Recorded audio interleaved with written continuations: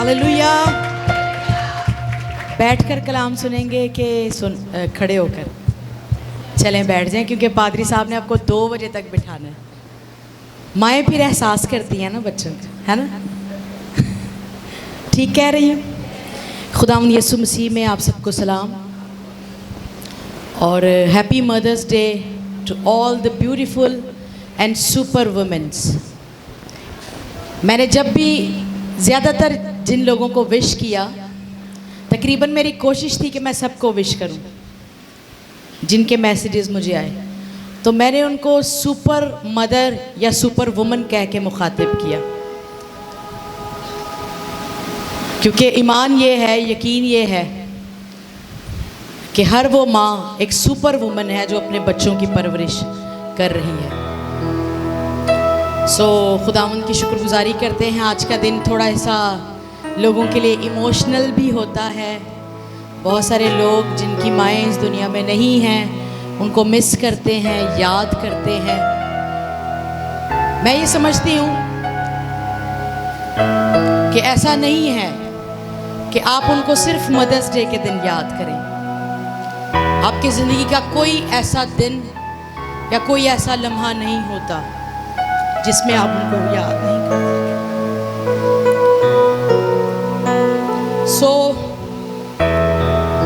क्योंकि रिश्ता ऐसा है, और एक कहावत है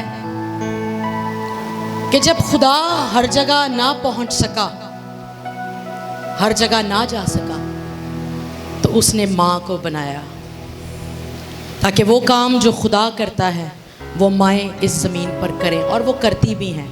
अगर किसी के पास टिश्यू है तो प्लीज़ मुझे दीजिएगा। हालेलुया। यार ये मेरा मेकअप ख़राब कर देगा रुमाल। रोने वाला दिन नहीं है, तो इमोशनली ठीक है, सब हो जाते हैं। कुछ माएँ हैं, कुछ किसी की नहीं है, लेकिन आज जो मैसेज है सेलिब्रेशन का, और उसको ले प्लीज़। मैं घर पे भी कभी अपनी माँ का जिक्र करती हूँ तो सबसे पहले जूलियस और बच्चे मुझे कहते हैं प्लीज़ अब रोना नहीं, अब रोना नहीं शुरू हो जाना। तो मैं इनसे ही कहती हूँ कि आपके पास आपकी माँ अभी है, इसलिए शायद उसको आपको वो फीलिंग नहीं है। खैर आइए कलाम की तरफ चले, नहीं तो 1 घंटा मुझे लगता है मैं रोती रहूँगी। 2 सैमुएल उसका 21वां बाब है। आज एक बहुत ही अजीम माँ के बारे में हम सीखेंगे। शायद आपने कभी इसके बारे में ज़्यादा ना सुना हो, ना पढ़ा हो। मैं इसको पूरा नहीं पढ़ूंगी, वर्बली कोशिश करूंगी कि आपको इस वाक़या या इस स्टोरी के बारे में बताऊं। मुझे देखिएगा, आप ऐसे कितने हैं जो बाइबल मुक़द्दस की रिस्फा को जानते हैं? रिस्फा, रिस्फा, वेरी गुड। सिर्फ एक ही हाथ उठा है मेरा ख्याल, शायद 2। मैं आगे बताऊंगी कि ये रिस्फा खातून जो है, ये माँ, ये कौन थी। ये वाकया जो मैं बताने लगी हूँ वो दाऊद के ज़माने का है। ये कब का वाकया है? दाऊद के ज़माने का। और दाऊद के उस वक्त में 3 साल तक काल रहा। कितने साल काल रहा? 3 साल। ये पंखा थोड़ा सा इधर कर दे। 3 साल सख्त काल था खाने पीने का। सो दाऊद जो अपनी सल्तनत चला रहा था, अपनी रया को चला रहा था, निहायत परेशान हुआ। और चूंकि ये खुदा का बंदा था, इसलिए खुदा के पास गया। किसके पास गया? खुदा के पास। और खुदा से इसने दरियाफ्त किया कि खुदावंद ये काल किसकी वजह से है। और खुदा ने फरमाया कि ये साउल के घराने की वजह से है, जो उन्होंने खून रेजी की। और उस वक्त एक कौम थी जिनका नाम जबूनी कौम था। क्या नाम था उनका? जबूनी। शायद थोड़ा लफ्ज़ आपको डिफ़िकल्ट लगे, लेकिन मैं आपको रिवाइज इसलिए कर रही हूं ताकि आपको याद हो जाए। सो साउल जो दाऊद से पहले बादशाह था, इसने जबूनी कौम के साथ एक अहद किया और उस अहद को तोड़ दिया। साउल ने क्या किया? एक अहद किया और उस अहद को तोड़ दिया, और फिर जबूनी कौम में कत्लो गारत करके उनके मर्द मरवा दिए, उनको कत्ल कर दिया। और खुदा ने कहा कि जो कुछ साउल ने किया, यानी उसने अहद को तोड़ा और जबूनी कौम के मर्दों को कत्ल करवा दिया, उसकी वजह से मुल्क में काल है। गुनाह या नाफरमानी जब भी आती है वो काल और वबा को लेकर आती है। लेकिन दाऊद का कितना खूबसूरत अमल हमें नजर आता है कि दाऊद ने वजह पूछने के लिए, उस काल को खत्म करने के लिए वो खुदा के पास गया और खुदा ने उसे जवाब भी दिया। अब जब इसे जवाब मिला कि ये साउल के उस अहद के तोड़ने की वजह से हुआ है और उन जबूनियों को कत्ल करवाने की वजह से हुआ है, तो फिर ये जबूनी कौम के पास गया। दाऊद किसके पास गया? जबूनी कौम के पास, और उनसे जाकर कहता है कि तुम्हारे साथ जो कुछ हुआ वो गलत हुआ। अब मुझे बताओ कि मैं तुम्हारा कफारा किस तरह दूं, या मैं क्या करूं कि तुम लोगों को सुकून आए। उन्होंने कहा कि ये तेरे सबब से नहीं बल्कि साउल की वजह से है जो तुझसे पहले बादशाह था। उसने कहा उसके साथ हमारा कोई सोने चांदी का तो मामला या लेना देना नहीं था, लेकिन उसने हमारी कौम के मर्दों को मरवा दिया और उसने हमारे साथ अहद तोड़ दिया। यहां तक समझ आ गई? अब जबूनी कौम ने दाऊद से मुतालबा किया कि साउल के घराने के 7 मर्द हमें दे ताकि हम उनको पहाड़ पर लटका दें और उनको कत्ल करें। समझ गए सब? अब जबूनी कौम क्या मांग रही है दाऊद से? साउल के कबीले के 7 मर्द हमें दे ताकि हम पहाड़ पर उनको लटकाएं और उनको कत्ल कर दें। दाऊद चूंकि काल को ख़त्म करवाना चाहता था तो उसने इस मौहदे को पास कर लिया। उसने कहा ठीक है, मैं तुम्हें 7 मर्द दे दूंगा साउल के घराने में से। सो उसने साउल के घराने में से 7 मर्दों को उसको दे दिया। उन 7 मर्दों में रिस्फा के 2 बेटे शामिल थे। रिस्फा के कितने बेटे शामिल थे? 2। अगर आप दूसरा सैमुएल उसके 21वें बाब को पढ़ें तो इसमें पूरी इसकी डिटेल आपको मिल जाएगी। आप घर पे जाके इसको पढ़ लीजिएगा। अब 7 मर्दों को पहाड़ पर लटका दिया गया, उन्हें सूली चढ़ा दिया गया, उन्हें कत्ल कर दिया गया और 7 मर्दों की लाशों को पहाड़ पर ही लटके रहने दिया, क्योंकि जो लटकाए जाते थे उनकी लाश को जल्दी उतारा नहीं जाता था। कॉन्सेप्ट ये था कि ये इतनी भयानक नाक मौत मरे कि चील, कव्वे, दरिंदे और परिंदे इनका खून, इनका गोश्त, इनकी बोटियां नोचे, ये इतनी दर्दनाक मौत हो। अब जब रिस्फा को पता चला कि उसके दोनों बेटे हलाक हो चले, उसके दोनों बेटे मर गए हैं, तो रिस्फा उस पहाड़ पर गई। सुन रहे मेरी बात? रिस्फा कहां गई? पहाड़ पर। और इसके दोनों बेटे कत्ल हो चुके हैं। मां का दिल रखती थी, कलेजा फट गया होगा, रोई होगी, मातम किया होगा, निहायत तकलीफ में थी, कर्ब की हालत में थी कि दोनों जवान बेटे कत्ल कर दिए गए और कत्ल भी इतनी बेदर्दी से कि उनकी लाशों को उतारने की इजाजत नहीं है। अपने मुर्दा बेटों के पास उनके चौगिर्द जाकर वहां बैठ गई, एक चट्टान पर बैठ गई और वहां टाट बिछाया और रोना शुरू कर दिया, मातम करना शुरू कर दिया।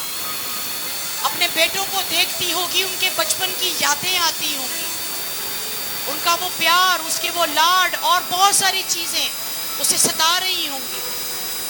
बैन भी करती होगी, जैसे हम पंजाबी में कहते हैं, रोती होगी, पीटती होगी।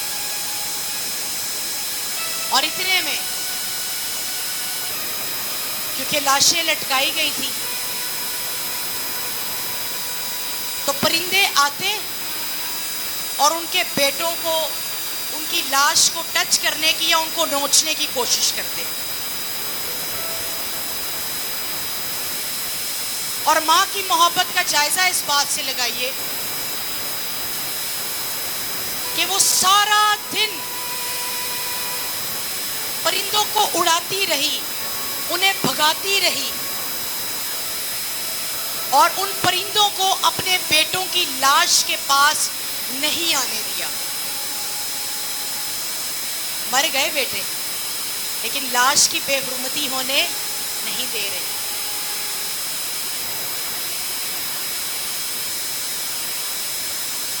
उनकी लाश को, उनकी बॉडी को, डेड बॉडी को परिंदों ने ही नोचना था ना, सजा के तौर पर। दिन के वक्त वहां बैठकर परिंदों को उड़ाती रही, उन्हें भगाती रही और किसी भी एक परिंदे को उन बेटों को टच करने नहीं दिया। ये था माँ का दिल और उसकी ममता। आइए इस आयत को हम पढ़ ही लेते हैं कि इसमें से बहुत सारे रेवलेशन आज हम खुदा के कलाम में से सीखेंगे। 21वां बाब और उसकी 40वीं आयत, दूसरा सैमुएल 10वीं आयत, 21वां बाब 10वीं आयत।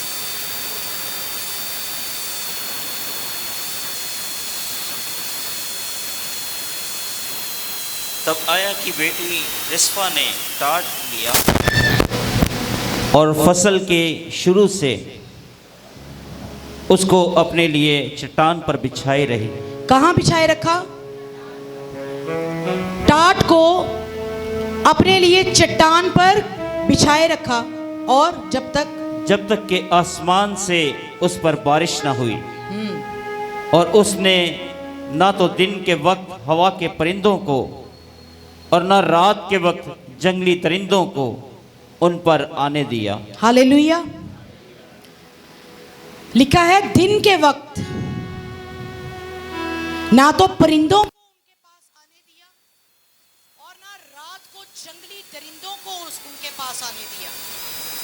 यानी उसकी आंख की पुतली ने लम्हा भर के लिए भी आराम नहीं लिया। थे मुर्दा, कोई जान नहीं थी उसके बेटों में, फिर भी इतनी फिक्रमंद है उनकी बॉडीज के लिए। मुझे बताइएगा, क्या आज ऐसे बहुत सारे नौजवान या बहुत सारे बच्चे या बहुत सारे बेटे नहीं जो रूहानी तौर पर मर गए हैं? फिजिकली, जिस्मानी तौर पर तो वो जिंदा हैं, तौर पर मर गए हैं। आज हमारी कौम में से कितनी माएं हैं जो दिन के वक्त परिंदों को अपने उन बच्चों के पास नहीं आने देती। मैं इसका रूहानी मतलब आपको बताती हूँ। इसका रूहानी मतलब ये है कि वो बच्चे, वो बेटे जो रूहानी तौर पर डेड हैं, मुर्दा हैं, क्या इस कौम की माएं दिन के वक्त दुआओं में ठहरती हैं? क्या अपने बच्चों के लिए मेहनत करती हैं?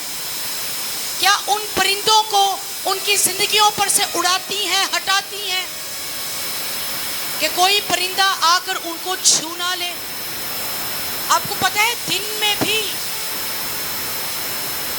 बहुत सारे ऐसे शैतानी अटैक हैं, या दिन की बहुत सारी ऐसी एक्टिविटीज हैं जो आपके बच्चों को, आपकी नस्लों को तबाह और बर्बाद करने के लिए हर वक्त कोशिश करते रहते हैं। परिंदे आते होंगे उसके बेटों की लाश के पास, उसे नोचने के लिए, उनको उनकी गोश्त को उखाड़ने के लिए या उनको खाने के लिए। लेकिन इतनी ज्यादा एक्टिव है ये माँ, इतनी ज्यादा जोश से भरी हुई है ये माँ कि दिन के वक्त किसी भी परिंदे को अपने बच्चों के पास नहीं आने दे रही। क्या आज हमारे बच्चों को ऐसी माँओं की जरूरत नहीं है? क्या हम ऐसी मदर्स हैं? दिन में कितने ऐसे परिंदे, दिन में कितने ऐसे जानवर, दिन में कितने ऐसे हैवान, दिन में ऐसे कितने गुनाह, दिन में ऐसी कितनी बदियां, दिन में ऐसी कितनी एक्टिविटीज हमारे बच्चों के इर्द गिर्द मंडलाती होंगी। इमेजिन करें उस वक्त उन लाशों के पास परिंदे आते और मंडला रहे थे। आपने कभी यहाँ पर तो ज़्यादा ऐसा होता है कि लोग सदका देते हैं और चील कौवों को बोटियाँ खिलाते हैं, देखा है कभी? कभी ऐसा होता है कि हम कहीं से गुजर रहे हों और जहाँ पर बहुत ज़्यादा परिंदे जमा हुए हों या चील ज़्यादा जमा हुई हों, वहाँ पर हम फ़ौरन से ये सोचते हैं कि यहाँ पर कोई सदके की बोटियाँ या गोश्त खिला रहा है। क्या आपने कभी देखा है ऐसे? बताइएगा, बताइए, देखा है कभी? यार ये खामोश, पता नहीं। ये टीचिंग है, मैं आगे इसको कोशिश करूँगी कि हम आगे इसको थोड़ा सा प्रोफेटिकली भी लेके जाएं, लेकिन इन चीज़ों को समझें। आपने कभी देखा है एक जगह पर बहुत सारे परिंदों को जमा होते हुए देखा है? सोचे, 2 लाशें थी, वहां कितने ज्यादा परिंदे होंगे? 2-4 नहीं होंगे। कोई स्टिक, कोई डंडी या पता नहीं क्या कुछ उस औरत ने अपने बच्चों की लाशों को महफूज रखने के लिए उस वक्त उसके पास होगा, और वो उड़ाती होगी, भगाती होगी, उड़ाती होगी, भगाती होगी। यीशु मसीह ने एक बहुत ही खूबसूरत बयान दिया कि शैतान आता है और कलाम को चुरा लेता है, कलाम के बीज को चुरा लेता है।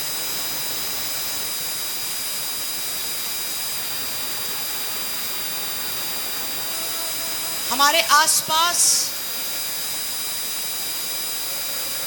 और हमारे बच्चों के आसपास, मैं फिर से कहूंगी, कितनी ज्यादा ऐसे गुनाह और ऐसी गलत एक्टिविटीज होती हैं, लेकिन माएँ अनजान हैं। ये रिस्वा अनजान नहीं है, ना तो इसकी आंखें बंद हुई, ना इसका ध्यान कहीं और गया।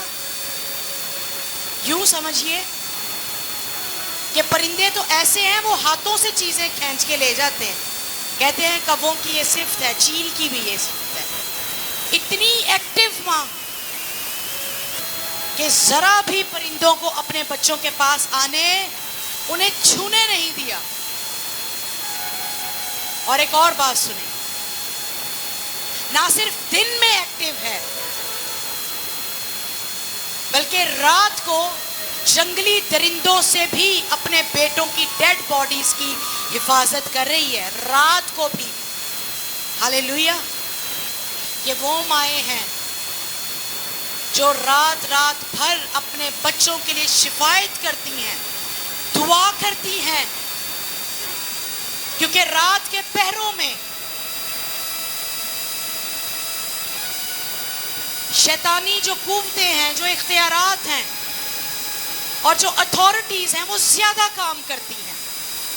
क्या रात के पहरों में हमारी कौम के बच्चों में गुनाह नहीं काम कर रहा? मुझे बताइएगा। क्या जंगली दरिंदे आकर उन्हें नोचते नहीं हैं? क्या जंगली दरिंदों ने ऐसी कोई बुरी गलत एक्टिविटीज़ उनको नहीं दे रखी जिनमें वो इन्वॉल्व रहें? रात के वक्त भी उसने जंगली दरिंदों को अपने बच्चों के पास आने नहीं दिया। मैं बहुत ज़्यादा इस पे बात करूं तो बहुत फिर हम इस पे डीप स्टडी भी कर सकते हैं, लेकिन आप उन सारी एक्टिविटीज़ को, सारी बातों को जानते हैं जो रात के पहरों में होती हैं, और माएँ अनजान हैं या शायद पता भी है तो अनजान बनने की कोशिश कर रही हैं।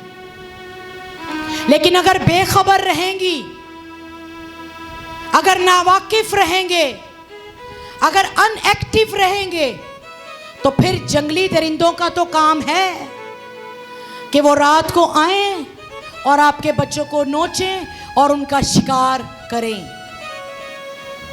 सो ये माँ दिन के वक्त भी एक्टिव है और रात के वक्त भी एक्टिव है।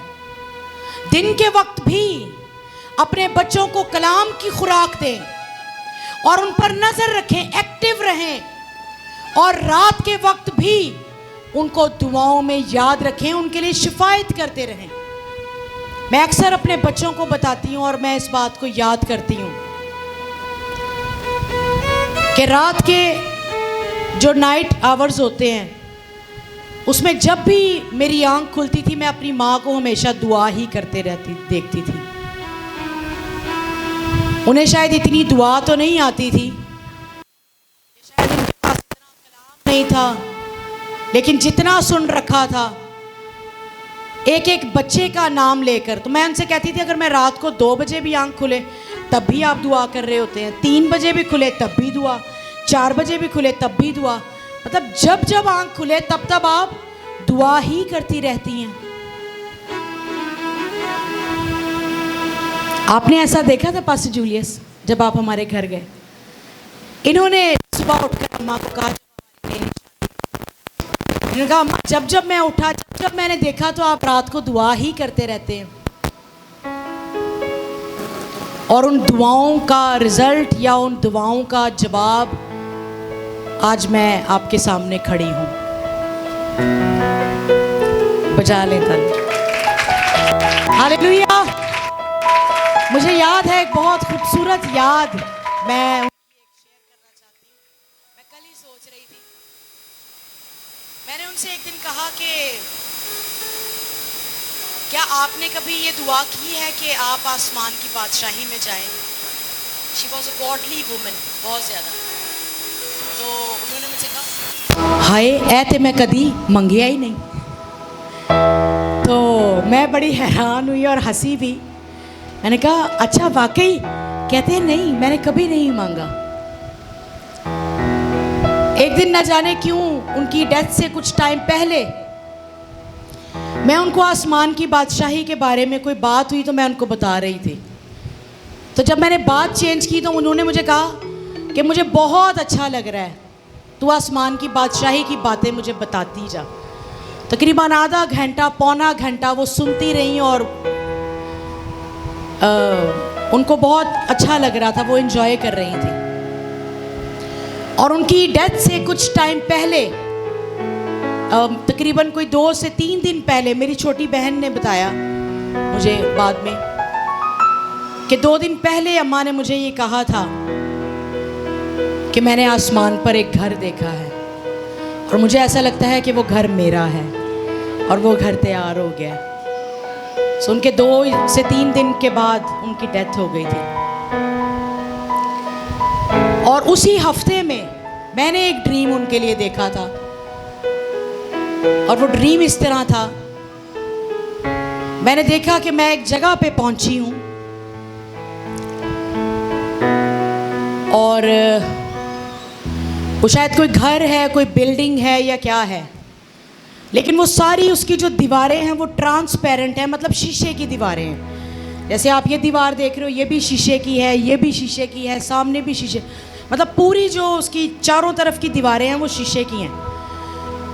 और मैं एक जगह पे जाकर ऐसे खड़ी हुई हूँ, और जैसे मैं खड़ी हुई हूँ तो मैं, जैसे लिफ्ट में आप खड़े होते हो, बैठते हो, तो वो आपको ऊपर लेके जाना शुरू कर देती है। तो मैंने देखा कि मैं जैसे ही वो शीशे का जो कमरा है या बिल्डिंग है क्या है, मैं जैसे ही वहाँ पे खड़ी हुई हूँ जाके, तो मैं ऊपर जाना शुरू हो गई हूँ। और जैसे ही मैं ऊपर पहुँची हूँ, एक बहुत हाइट पे पहुँची हूँ, तो वहाँ पर बहुत सारे बादल हैं, खुला आसमान है। तो वहाँ पर मैंने नवाबशाह वाले पास्टर इकबाल साहब को देखा, जो मेरी अम्मा के पास्टर थे, उनके रूहानी बाप थे। तो मैं उनको उस जगह पर देख रही थी और मैंने उनसे कहा कि अबू जी आप यहाँ क्या कर रहे हैं? और मेरे लिए बड़ी हैरानकुन बात थी, मैं बहुत ही ज़्यादा शॉक्ड थी कि मैं जिनको देख रही हूँ सामने, शायद ये कोई गैलरी है जहाँ पर वो खड़े हैं या क्या है। तो जैसे ही आगे बढ़कर मैंने उनको देखा, तो वो किसी गैलरी में या नीचे कोई भी ऐसी फ्लोर नहीं था, वो हवा में उड़ रहे थे। और जैसे मैंने आगे थोड़ा सा होके देखा, तो जब मैंने उनके पाँव को देखा कि वो ज़मीन पर नहीं लगे हुए या नीचे कोई फर्श नहीं है, जैसे मैंने उनको देखा तो खुदा ने मेरी आंखें खोली और मैंने बहुत सारे फरिश्तों को ना उनके पीछे और आसमान पर उड़ते हुए देखा, बादलों में बहुत ज़्यादा। और वो काफ़ी देर मुझसे बातें करते रहे। उन बातों में मुझे ज़्यादा कोई बात तो याद नहीं है, लेकिन उस वक्त मुझे उन्होंने ये कहा कि मैं किसी को लेने आया हूँ। मुझे सारी बातें भूल गई, लेकिन जब मैं सुबह उठी तो क्योंकि वो एक आसमानी मंजर था, तो सबसे पहले मैंने पास्टर जूलियस से शेयर किया। तो मैंने इनको बोला कि उन्होंने मुझे ये कहा है कि मैं किसी को लेने आया हूँ। तो इन्होंने मुझे फ़ौरन कहा कि वो अम्मा को लेने आए हैं। मैंने कहा यार आप इस तरह की बातें तो ना करें आप। तो उनका लो, वो उनके पास्टर हैं तो वो कह सकते हैं, वो लेने आ सकते हैं। मैं ये अपने लिए बड़ा एजाज़ की बात समझती हूँ कि और मुझे एक छोटी सी झलक खुदा ने आसमान की दिखा दी थी कि वो कहाँ पे हैं या वो कहाँ पे जाने वाली हैं, किन के साथ जाने वाली हैं। सो जब उनकी डेथ हुई तो मैं जब हम वहाँ पहुँचे, तो जब हम जा रहे थे गाड़ी में, तो पास्टर साहब ने एक मेमोरियल सर्विस का, पास्टर लियाकत कैसर का एक सरमन लगा दिया। उससे भी काफ़ी तसल्ली हुई और बरकत भी बहुत मिली। तो जब हम वहाँ पे गए तो मुझे ऐसा फ़ील हुआ कि शायद, मतलब फीलिंग्स ऐसी होती हैं ना इमोशनल इंसान की, मुझे ऐसा लगा शायद मेरा दिल फट जाएगा या मुझे कुछ हो जाएगा यहाँ पे। तो मैंने उनका हाथ पकड़ा हुआ था, मैं रो रही थी। एकदम से फिर खुदा मुझे उसी माहौल में ज़ूम करके ले गया और मैंने देखा आसमान है, फरिश्ते हैं और एक ताज है जो उनके सर पर रखा जा रहा है। और मेरे आसपास बहुत सारे लोग थे जैसे जनाजे में बैठे होते हैं। मैं उससे पहले बहुत ज़्यादा रो रही थी, लेकिन जब मैंने ये मंज़र देखा तो फिर मैं थोड़ी सी खामोश हो गई या पुरसुकून हो गई। कहना ये चाहती हूँ कि आपके अजीज़ जो आपसे बिछड़ कर चले गए, खुदा ने उनको अच्छी जगह पे रखा है। सो जो दुआएं आपके बुजुर्गों ने या आपकी माओ ने आपके लिए की, वो कभी भी रायगा नहीं जाती, वो कभी भी वेस्ट नहीं होती। दुआएं ऐसी चीज है जो ली भी जाती हैं और कमाई भी जाती है। आप किसी के लिए बहुत अच्छा करें तो वो आपको दुआ देता है, लेकिन आप दुआओं को कमाते हो उस वक्त जब आप अच्छाई करते रहते हो, अच्छाई करते रहते हो, फिर आप उन चीज़ों को कमाना शुरू कर। जैसे आप पैसे कमाते हो ना, वैसे बुज़ुर्गों की खिदमत करके उनकी दुआएं लेकर आप दुआओं को कमाना शुरू कर देते हो। ये मेरा फेथ है। मेरी लाइफ के, मेरी कॉलेज के एग्ज़ाम्स, इंटरव्यूज़ या जो भी होता था, मैं उनसे पहले अपने सर पे हाथ रखवा के दुआ करवा के फिर जाती थी। सो ये वो दुआएं हैं जो उन्होंने मुझे दी और मैंने कमाई। आमीन। मैं फिर से अपने मैसेज की तरफ आ जाऊंगी। वो माँ जो दिन और रात अपने बच्चों का ख्याल रखती है, वो एक कामयाब माँ है। क्या जिस तरह उस वक्त परिंदे दिन के टाइम और जंगली जानवर, जंगली दरिंदे रात के वक्त उसके बेटों की लाशों को, उनकी बॉडीज को नोचने के लिए आए थे, क्या हमारे बच्चों के सराउंडिंग में ऐसा तो कुछ नहीं है? और एक मां की दुआ में इतनी ताकत है, इतनी ज्यादा ताकत है कि वो जंगली दरिंदों का मुकाबला कर सकती है। आमीन। रात के पहरों में अगर आपके बच्चे पर, अगर आपके बेटे पर कोई ऐसा अब्लीसी अटैक होता है या गुनाह की कोई गलत एक्टिविटीज में वो मुलव्वस होता है, तो माँ की दुआ ऐसी दुआ है, ऐसी कुदरत और ऐसी अनॉइंटिंग और ऐसी पावर रखती है कि वो जहां कहीं भी हो, खुदा का आसमान आपकी औलाद के लिए खुल सकता है और आपकी दुआएं उन्हें प्रोटेक्ट कर सकती हैं। Hallelujah, hallelujah. आप शायद हर वक्त तो अपने बच्चों के साथ मौजूद ना हो, शायद आपकी जिंदगी की सांसें खत्म हो जाएं, आप इस जिंदगी से, इस दुनिया से चले जाएं, लेकिन आपके बच्चों को जो हिम्मत देगी, जो ताकत देगी, जो बरकत देगी और जो जोर बख्शेगी, वो आपकी माँ की दुआ है, जिसने रातों को जागकर और दिन में मेहनत करके आपके लिए दुआ की है। This is the power of a mother। ये माँ की दुआ की बरकत है। आप क्या समझते हैं? क्या माँ की दुआ खत्म हो जाती है? क्या माँ के मर जाने के बाद, माँ के खत्म हो जाने के बाद वो दुआएं भी चली जाती हैं? नो। अगर जिंदगी में, दुनिया में रहते हुए वो आपको इस तरह प्रोटेक्ट कर सकती हैं, तो मरने के बाद भी, चाहे वो आसमान पर चली जाए, आपकी माँ मर सकती है, उसकी सांसें खत्म हो सकती हैं, लेकिन जो रो रो कर, आंसू बहा बहा कर आपकी माँ ने आपके लिए दुआएं की है ना, वो कभी खत्म नहीं हो सकती। आपकी माँ की बॉडी फानी हो सकती है, मॉर्टल हो सकती है, लेकिन आपकी माँ की दुआ फानी नहीं हो सकती। आपकी माँ की दुआएं लाफानी होती हैं, इमॉर्टल होती हैं। जिस तरह खुदा कभी नहीं मर सकता, आपकी माँ की दुआएं भी कभी ख़त्म नहीं हो सकती। उसके मुंह से जो बरकत निकली है, उसके मुंह से जो आपके लिए तरक्की की दुआ निकली है, वो हमेशा ता हयात आपको प्रोटेक्ट रखेगी और आपको आगे बढ़ने की हिम्मत और ताकत देती रहेगी। हालेलुया।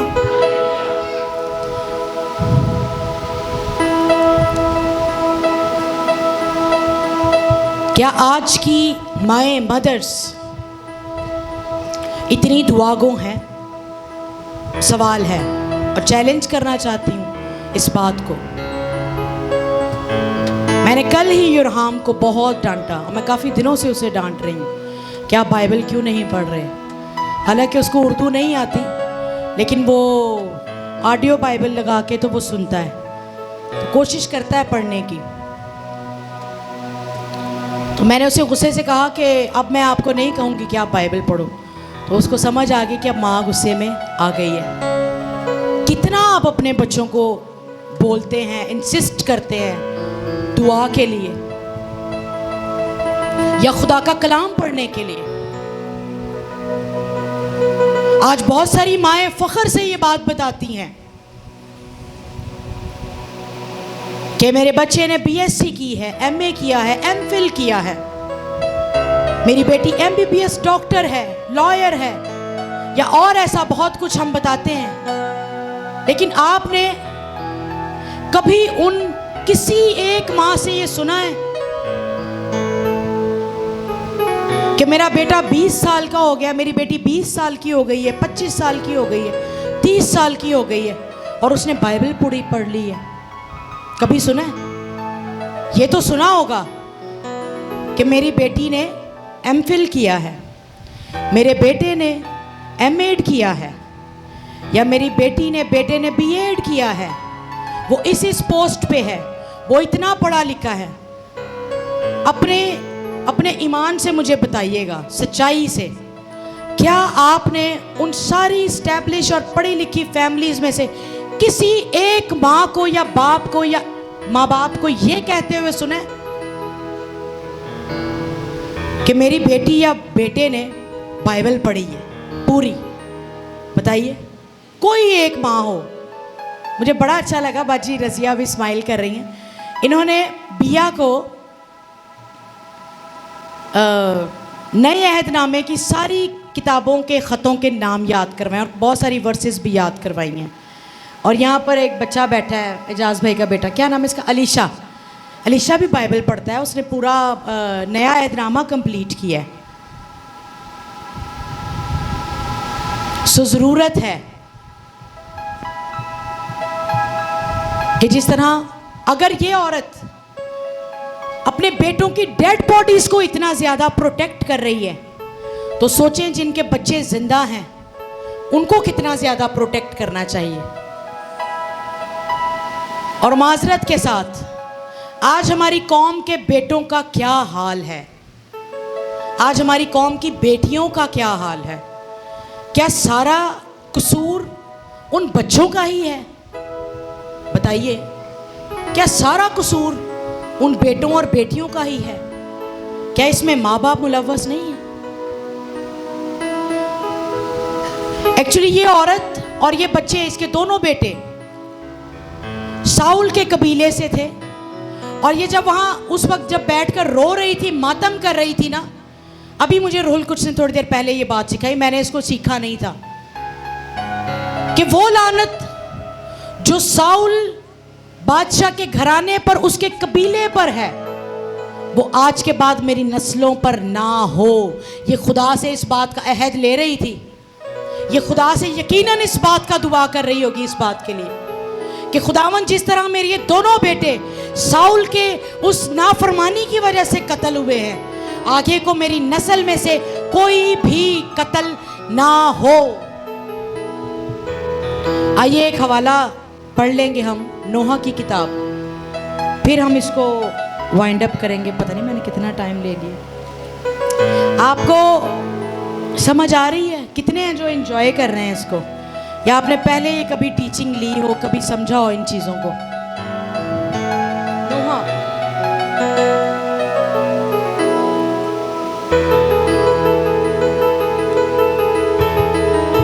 दूसरा बाब और उसकी 18वीं आयत।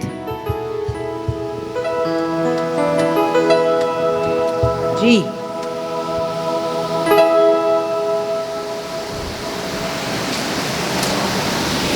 पढ़िएगा भाई।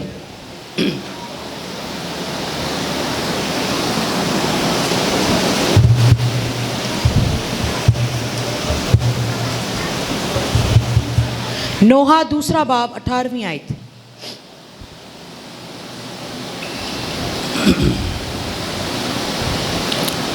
उनके दिलों ने खुदावंद से फरियाद की, ए दुख्तरे सियोन की फसील, शब रोज़ आंसू नहर की तरह जारी रहे।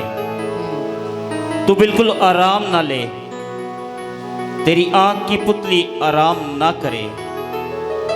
उठ, रात को पहरों के शुरू में फरियाद कर, खुदावंद के हुजूर अपने दिल पानी की मानिंद उंडेल दे।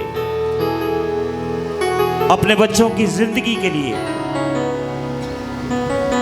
जो सब कूचों में भूख से बेहोश पड़े हैं।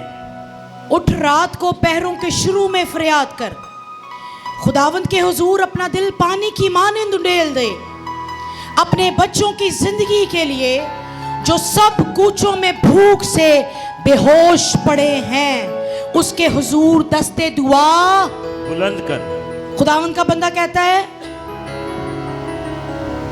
कि तेरे बच्चे गली कूचों में भूख से बेहोश पड़े हैं, उनकी जिंदगी के लिए उठ और दुआ कर, उनकी जिंदगी के लिए खुदावंद से फरियाद कर। देख तेरे बच्चे, तेरी औलाद, तेरे बेटे गली कूचों में भूख से बेहोश पड़े हैं, खुदा के कलाम की खुराक नहीं मिल रही, गली कूचों में भूख से बेहोश पड़े हैं।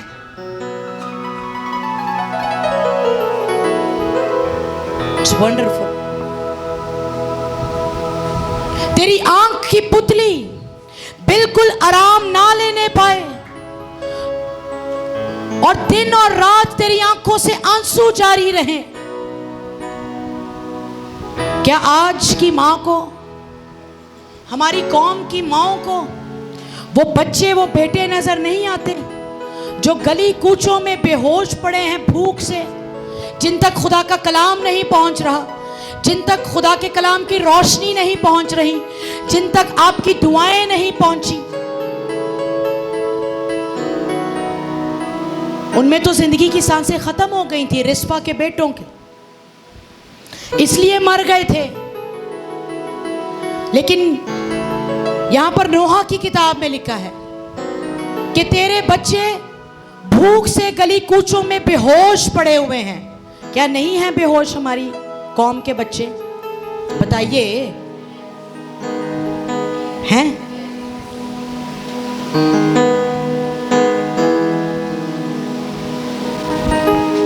क्या रूहानी तौर पर मर नहीं गए? कौन जगाएगा उनको? कौन खुराक देगा?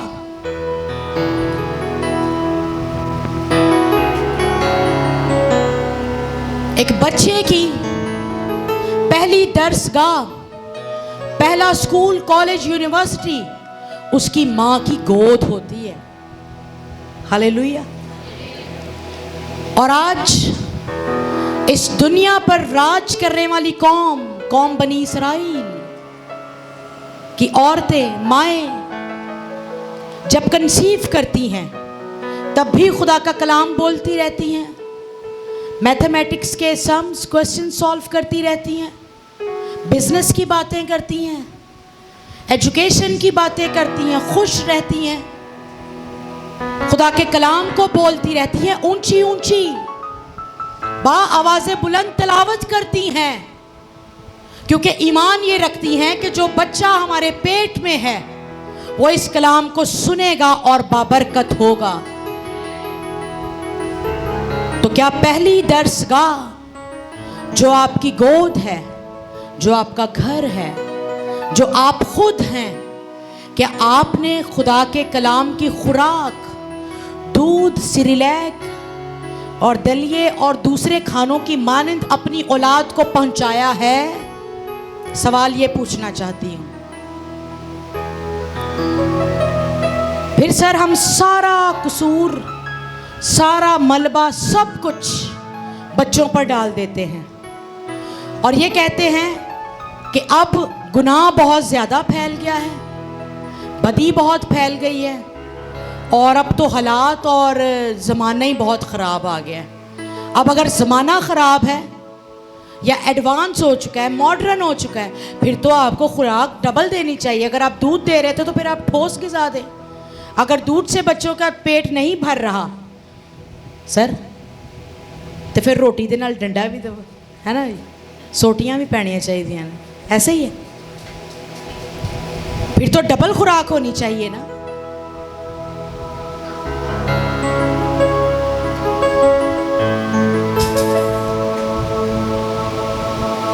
खुदा आसमान से आज इस मदर्स डे पर ऐसी माओं की तलाश करता है जो अपने बच्चों के लिए खुदा के हुजूर शिफायत करें। जिनकी आंख की पुतली बिल्कुल आराम ना लेने पाए, जो अपने बच्चों को कलाम देने की फिक्र में लगी रहें, उनको कलाम की खुराक देती रहें कि कहीं मेरा बच्चा, मेरा बेटा, मेरी बेटी भूख से बेहोश ना हो जाए, कहीं ये रूहानी तौर पर मुर्दा ना हो जाए, कहीं ये बरगिश्ता ना हो जाए। और जहां आपकी नजर आपके बच्चे पर से हटी तो दिन के वक्त तो परिंदे हैं और रात के वक्त जंगली दरिंदे उनका इंतजार कर रहे हैं। जहां आपकी नजर हटी वहां आपका बच्चा अंडर अटैक होगा। और फिर सिर्फ और सिर्फ कसूर बच्चे का नहीं होगा, बल्कि मैं ये समझती हूं कि मां का भी होगा। ऐसा है कि नहीं? बहुत दफा, ज्यादातर ऐसा भी होता है कि मदर्स अपने बच्चों की गलतियों को, खताओं को छुपा रही होती हैं, स्पेशली उनके बाप से। जब वो सारा दिन, जाहिर सी बात है, उसने जॉब करनी है, ऑफिस जाता है, काम करता है, तो सारे दिन की एक्टिविटीज़ अपने बच्चे की तो माँ को पता होती है। ऐसा ही है। तो माँओं की कोशिश होती है कि अपने बच्चे की गलती को या उसकी गलत एक्टिविटी को किसी ना किसी तरीके से छुपा लें। और बच्चे भी बहुत होशियार होते हैं। बच्चे लाड करके, प्यार करके कहते हैं, प्लीज़ बाबा को, पापा को, डैडा को नहीं बताना। ऐसा ही है, ऐसा है ना? आपने कभी सुना होगा, ज़्यादातर ऐसा ही होता है। लेकिन वो माएँ नाकाम माएँ हैं जो अपने शौहरों को नहीं बताती हैं अपने बच्चों के बारे में। वो उस वक्त तो छोटी सी बात होती है, लेकिन बढ़ते बढ़ते बढ़ते बढ़ते बहुत सारी और गलत एक्टिविटीज़ में वो बच्चा पड़ जाता है। और जब बाप को नहीं पता होता, जो घर का हेड है, जो सर है घर का, फिर एक बड़ा नुकसान उठाना पड़ता है। और बाप फिर बेचारा रोता पीटता है कि मुझे तो किसी बात का पता नहीं होता, लेकिन माँ को सब कुछ पता होता है। जिस तरह खुदा की नज़र है ना, पहचानने वाली, जानने वाली, जांचने वाली, खोज कर निकालने वाली, डीपेस्ट थिंग्स, इसी तरह खुदा ने माँ को भी सिफ्त दी है। अपने उसके 4 बच्चे हों, 3 हो, 5 हो, 10 हो, जितने भी हों, हर बच्चे की क्वालिटी को पहचानती है, जानती है, समझती है। इसलिए उनकी अक्ल के मुताबिक, उनकी लियाकत के मुताबिक उनको खुदा का कलाम दें। मैं इसको एंड करूंगी। मत्ती की अंजील उसके 20वें बाब में लिखा हुआ है। चले मैं वैसे ही बता देती हूँ, सुन लीजिए। वहाँ जब्दी के बेटे आए अपनी माँ के साथ यीशु मसीह के पास। और जैसे ही यीशु के पास आए तो उन्होंने यीशु को गिर कर सजदा किया। क्या किया? यीशु को, जब्दी के बेटे जो यीशु मसीह के 12 शागिर्दों में से 2 शागिर्द थे, अपनी माँ के साथ आए। तो यीशु ने जैसे ही उस माँ को देखा, उन बेटों को देखा, तो यीशु ने उसकी माँ से पूछा कि तू क्या चाहती है, तू क्या मांगती है? उसने कहा, यीशु फरमा कि मेरे दोनों बेटे आसमान की बादशाही में तेरे तख्त पर, एक तेरे दाहिने हो और एक तेरे बाएं हो। कितनी प्यारी बात कही उसने, कितनी बड़ी बात मांग ली यीशु से। अपने बेटों के बारे में कहती है, मैं चाहती हूं कि जब तू आसमान की बादशाही में अपने तख्त पर बैठेगा तो मेरे ये दोनों बेटे जो मेरे साथ हैं, ये दोनों बेटे एक तेरे दाहिने तरफ हो और एक तेरे बाएं तरफ हो। और यीशु ने उसे कहा, खैर तूने बहुत बड़ी चीज़ मांगी है, जो प्याला मैं पीने को हूँ क्या ये पी सकते हैं? खैर आगे मैं बहुत इसकी डिटेल में नहीं जाऊँगी। बताना ये चाहती हूँ कि एक माँ की कितनी खूबसूरत ख्वाहिश है कि यीशु के पास आकर कितनी प्यारी बात मांग रही। ईमान कितना बड़ा है कि मैं यीशु से मांगूंगी तो यीशु यकीनन जब अपनी आसमान की बादशाही में बैठेगा अपने तख्त पर, तो मेरे दोनों बेटों को दाहिने और बाएं बिठाएगा। वो आगे बैठे कि नहीं बैठे मुझे नहीं पता, मैं नहीं जानती, लेकिन उस माँ ने ख्वाहिश ज़रूर की थी लेकिन यीशु ने उसको एक जवाब दिया था कि ये बाप जानता है कि कौन मेरे दाहिने और बाएं बैठेगा। लेकिन हो सकता है कि अटर्निटी में, आसमान की बादशाही में, यीशु को उस माँ की बात याद आई हो कि एक दिन ज़मीन पर उसने गिरकर मुझे सिजदा किया था और ये मांगा था। हो सकता है जब्दी के दोनों बेटों को उसने दाहिने और बाएं खड़ा किया हो या वो बैठे हों। आज कौन सी ऐसी प्रेयर रिक्वेस्ट हैं, कौन सी ऐसी बातें हैं जो हम अपनी औलाद के लिए खुदा से मांगते हैं। हन्ना ने खुदा से कहा कि दूध छुड़ाने तक जो औलाद तू मुझे देगा, जब ये मैं इसका दूध छुड़ा दूंगी तो मैं इसको हैकल में ले जाऊंगी और ये तेरी खिदमत करेगा, मैं इसे हैकल में दे दूंगी। जब उसने हैकल में उसको छोड़ दिया तो हर साल वो काहिन का जुब्बा बनवाकर, मतलब काहिन का ड्रेस बनवाकर हर साल अपने बेटे के लिए लेकर जाती थी। कितना बड़ा फेथ था, कितनी बड़ी विश थी। एक छोटे से बच्चे को काहिन का जुब्बा पहनवाती होगी, काहिन का पूरा लिबास गाउन पहनाती होगी और ये सोचती होगी, इमेजिन करती होगी कि मेरा बेटा बड़ा होकर काहिन के लिबास में कैसा लगेगा। हर साल न्यू ड्रेस। जब शुक्रगुजारी गुजराने जाती थी हैकल में तो अपने बेटे के लिए ड्रेस बनवा के सिलवा के लेके जाती थी। आप समझ रहे हैं मेरी बात को? कितनी बड़ी विश है, कितना बड़ा ईमान है इस माँ का जिसका नाम हन्ना है। क्या हम अपनी औलाद के लिए, अपने बच्चों के लिए सोचते हैं कि ये खुदा की खिदमत करें? क्या हमने उनके माइंड को प्रिपेयर किया है? जब अपने बेटे सैमुएल को वो काहिन का लिबास पहनाती होगी तो उसे कहती होगी कि जब तू बड़ा हो जाएगा तो तू एक बहुत बड़ा काहिन बनेगा। और खुदा ने उसकी इस दुआ को, ना सिर्फ वो काहिन बना बल्कि वो अपने वक्त का जज भी था। सैमुएल नबी भी था, उसने तो सिर्फ और सिर्फ काहिन मांगा था। लेकिन खुदा ने कहा चूंकि तूने इतनी बड़ी दुआ की है इसलिए मैं इसे सिर्फ काहिन नहीं बनाऊंगा बल्कि मैं इस पर नबी का भी मसा रखूंगा और ये जज भी होगा। हालेलुया। एक माँ की दुआ इतना ज़्यादा आपके लिए आसमान से दरवाजे को खोल सकती है। सैमुएल तो सिर्फ काहिन बनना चाहता था, माँ तो चाहती थी कि ये सिर्फ काहिन बने, लेकिन खुदा ने जो उसकी माँ पर, हन्ना पर ग्रेस था वो सैमुएल पर भी डाला और तीनों बरकतें उसके बेटे सैमुएल पर डाल दी। आमीन। आज हम भी अगर खुदा के हुजूर विश करें, दुआ करें और इस चीज़ को लेकर हम खुदावंद के हुजूर शिफायत करें और हमारी आंख की पुतली ना आराम करे, दिन रात खुदावंद से फरियाद करें, तो आप नहीं सोच सकते। हो सकता है आप किसी एक बात के लिए दुआ कर रहे हैं, अपने बेटे के लिए, अपनी बेटी के लिए, लेकिन आसमान पर उसके लिए कितना बड़ा प्लान है ये आप भी नहीं जानते। क्योंकि इंसान हमेशा थोड़ा और कम सोचता है, लेकिन आप अपनी छोटी या थोड़ी या कम सोच को ही खुदा के हुजूर जब रखते हैं तो खुदा कब उसको बड़ा बना दे ये आप नहीं जानते। आमीन। और हन्ना के साथ भी ऐसा ही हुआ था। हालेलुया। आइए अपने कदमों पर खड़े हों और हम दुआ करेंगे।